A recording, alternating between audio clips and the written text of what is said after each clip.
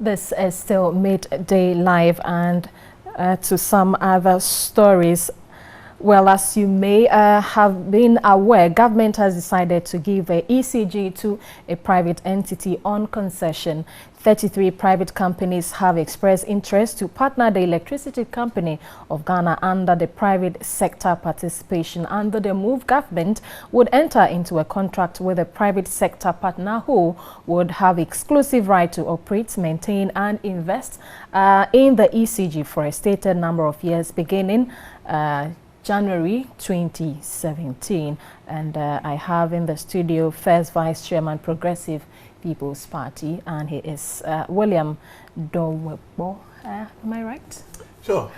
Good afternoon. Good afternoon. And thanks for joining us. Thank you very much for inviting me. First of all, to what extent has successive government, its indebtedness affected the operations of the ECG? Well, I think that it has had a devastating effect on the efficiency when it comes to operation of the ECG. Okay. And if you look at this invitation of the private sector to participate or take over, because they are virtually going to take over the running of the ECG, is basically because of the losses that the ECG has been making. And there's been talk about a technology gap and so on and so forth. So they're expecting the private sector player to invest in technology. But the bottom line is that ECG has consistently not been able to, recover monies owed it by the government in particular. And to think that the Millennium Challenge Account Compact is giving the ECG just around $500 million, when we are told that the monies that government owe could go a long way if it was paid to recapitalize ECG, and under proper corporate governance and good management, they will be home and dry. Some of us are wondering whether this whole transaction was, necessary. Well, but if apart from, the indebtedness of ECG, what other issues or factors do you think are militating against, the operations of ECG? Well, inefficiency, and the evidence, abound. The past 1 week, we have all seen how the, ECG in particular has gone out of order, overbilling. Now they are blaming, technology, they're blaming the software and all that. And, as if, it was designed.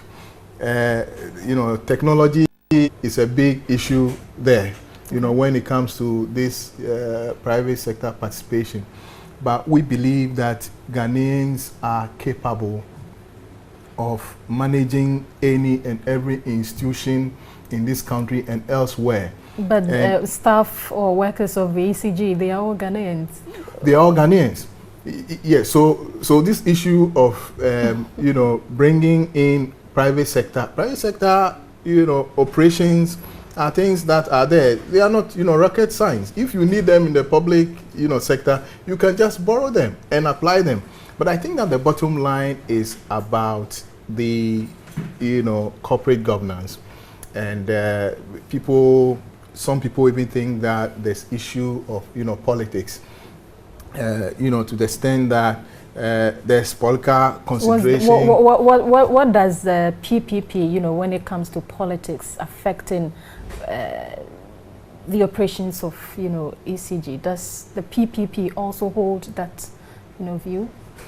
Well, we think that there is general reform that must take place in our governance system to affect institutions like ECG. Okay. For instance, the president is given powers to determine who governs or who manages ECG, from appointment of members of the board to the chief executive officer. Okay. We think that that is not proper, because if you check, and I'm not slighting a member of the board, but if you check, it's an issue of whether you are wearing political colors or not. It's not about your competence and what you are bringing to the board, which will affect the management of the institution. That is where we think that we should remove politics from it. And if we allow good corporate governance to operate, then it would not matter whether your political color is correct or not. Okay. There is a clear-cut corporate governance system in place that will get the best Ghanaians.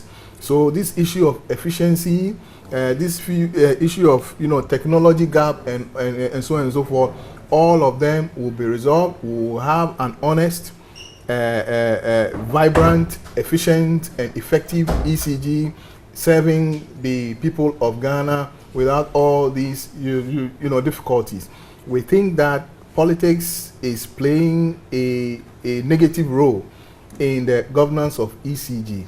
And this issue, the latest thing is about political meters. And so the ECG knows who imported them. They have, some of them even know where they have been placed.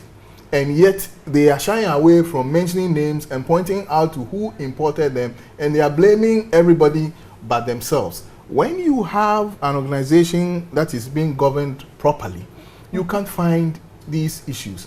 Now we are told that it is only a foreign company given the requirements that would qualify, and indeed contracts have been signed and so on and so forth. So the people of Ghana or the Ghanaians would be there to just support, because we failed to manage properly. Isn't it a shame? Finally, are you saying that with the coming into being of foreign partners, it won't solve any of ECG's problems?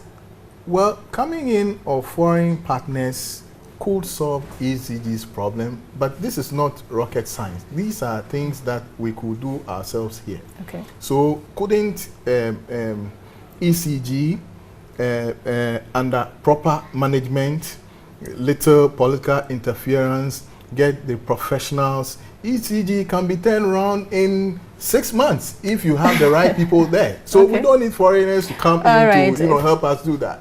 Thanks so much for coming into the studio to discuss this rather important issue that is on the minds of every Ghanaian. I have been speaking to William Dowekpo, and he is the first vice chairman of the Progressive People's Party. This is Midday Live.